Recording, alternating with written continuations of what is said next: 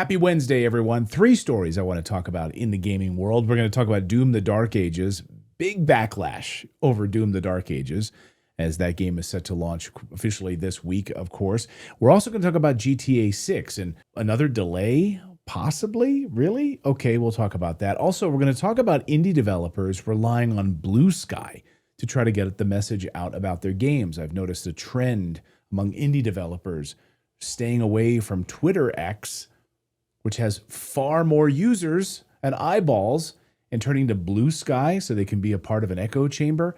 We'll talk about all of that and more. So happy Wednesday, everyone. Welcome into the channel. All right, so let's kick it off and talk about Doom the Dark Ages and what is actually happening to fans. I'm pissed about it, and I'm not the biggest Doom fan in the world, but to me, it's emblematic of physical media in general. So Doom fans are pissed off, riled up, and honestly, rightfully so. So Doom the Dark Ages, the next big entry in the legendary Doom franchise. Of course, a lot of pre-orders have been up and available for quite a while now. Physical discs available.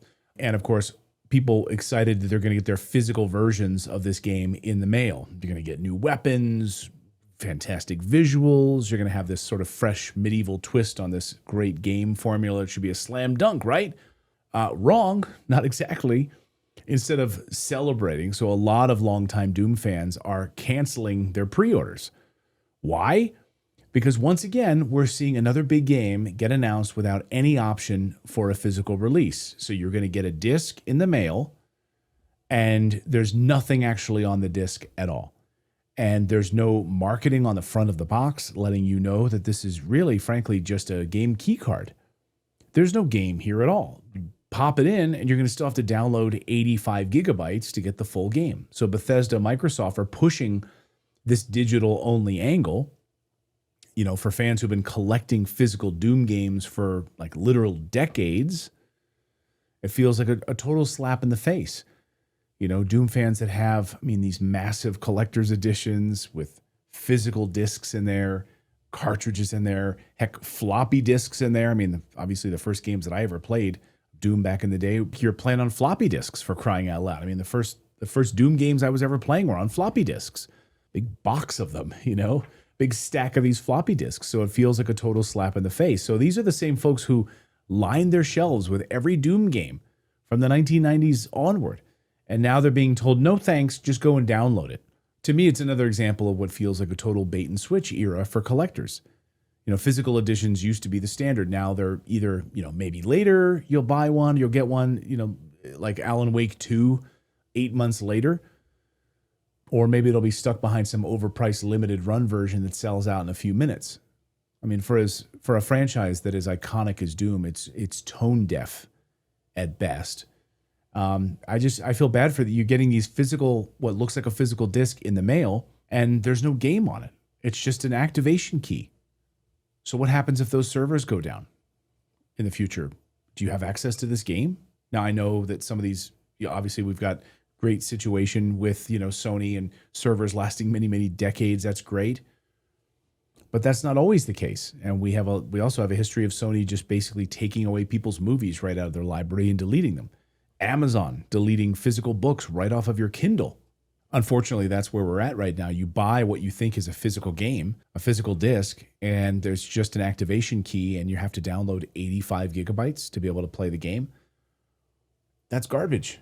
And so you're seeing a trove of buyers right now returning these games, canceling their pre-orders, and rightly so.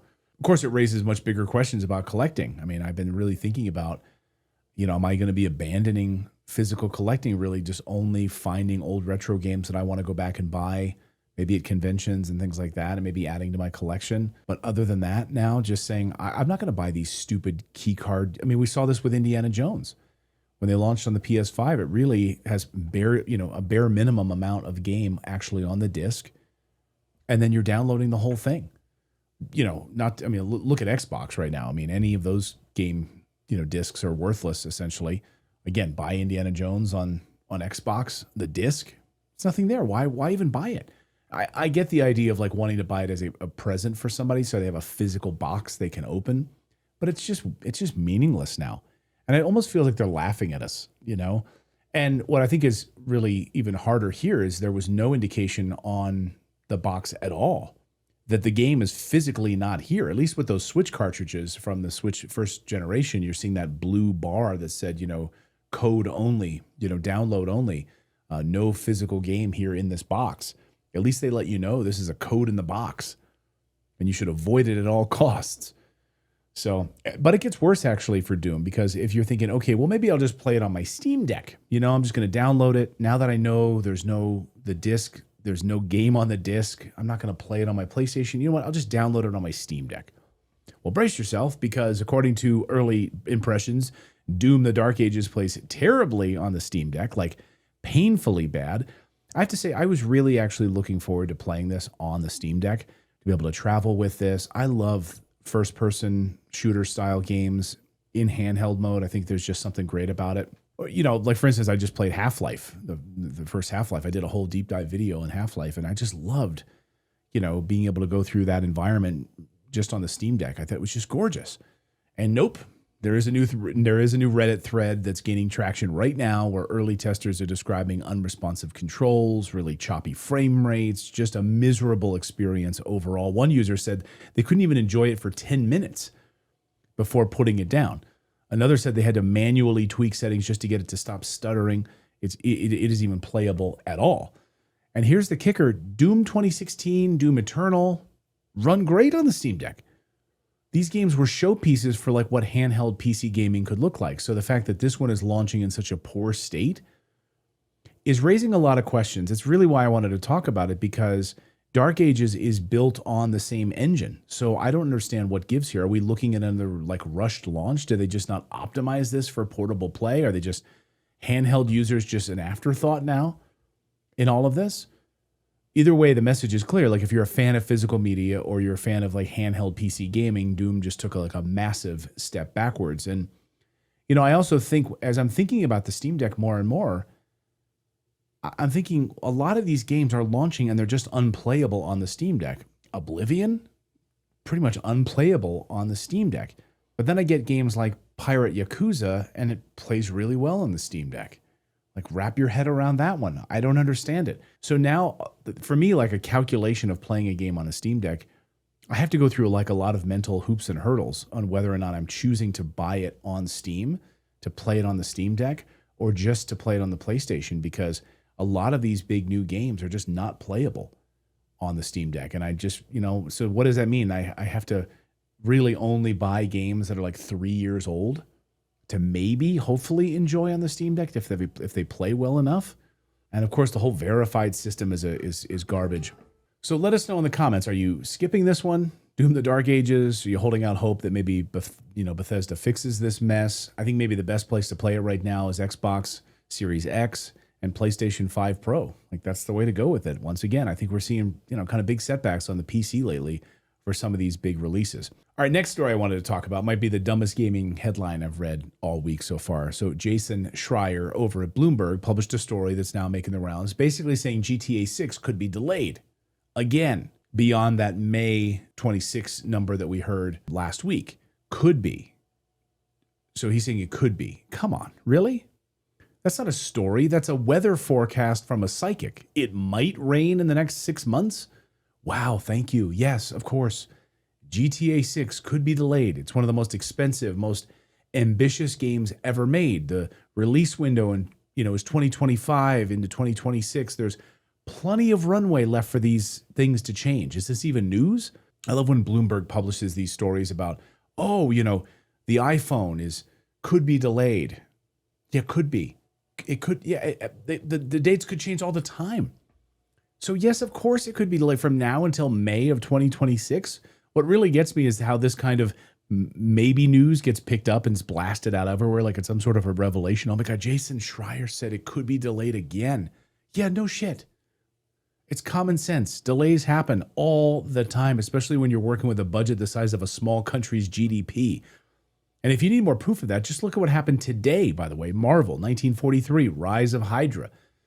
Boom. Delayed to 2026. And honestly, no one's surprised. The moment you saw that insane cinematic trailer and learned that Amy Hennig was directing it, you knew this wasn't hitting shelves anytime soon. I mean, sidebar, if you know any history of Amy Hennig, Uncharted 4, like there's a history of like projects being delayed around her name. I'm not saying she's to blame. I'm just saying, come on, right? So these mega games are getting so massive and expensive that delays are no longer the exceptions, they're the rule.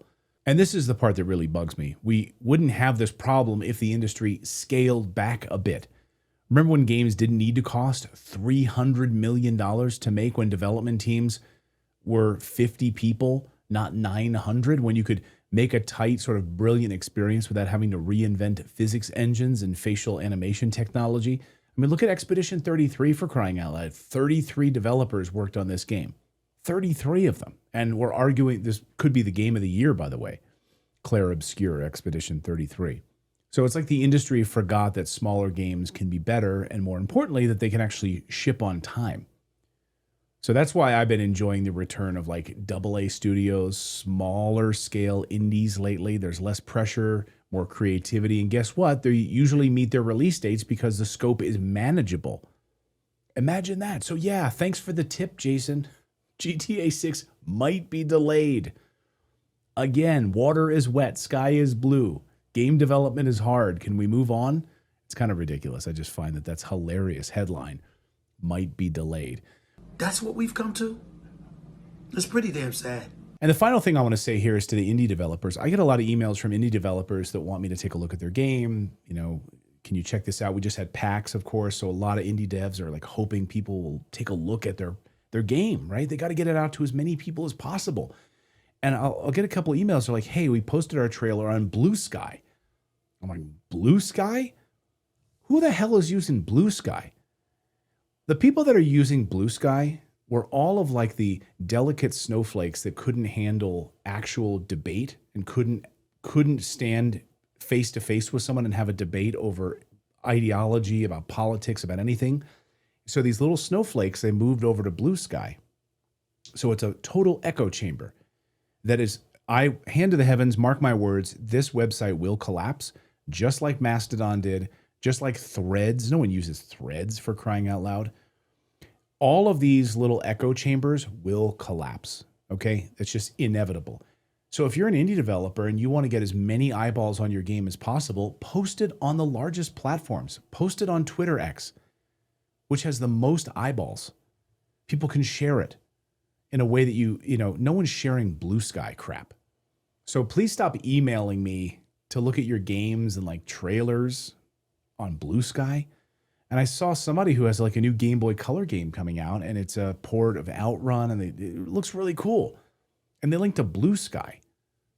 Don't put your stuff on Blue. I mean, fine, post it there. Like if you feel like you need to, because you have like a bunch of liberal like friends that circle around, and you need to like placate those people because they just can't handle seeing something posted on X. They're too delicate. But if you really want to get the most eyeballs on just post it. Don't be a wimp. Put it on Twitter X, for crying out loud, so people can see it and share it. It's ridiculous. It's ridiculous. Anyway, also a little hat tip to indie devs out there. Rumble, which is really an alternative to YouTube, because Rumble is really a free speech platform. YouTube is not. Rumble has really been doing a lot in the gaming space to try to amplify gaming content. So want to get more eyeballs on your stuff, post stuff on Rumble as well. And you may actually notice that you get quite an audience over there. So anyway, I'm just so annoyed. How long until Blue Sky is dead? Like Mastodon and Threads and these other garbage social media places for all the delicate snowflakes that couldn't handle like actual conversation and debate. It's so ridiculous to me.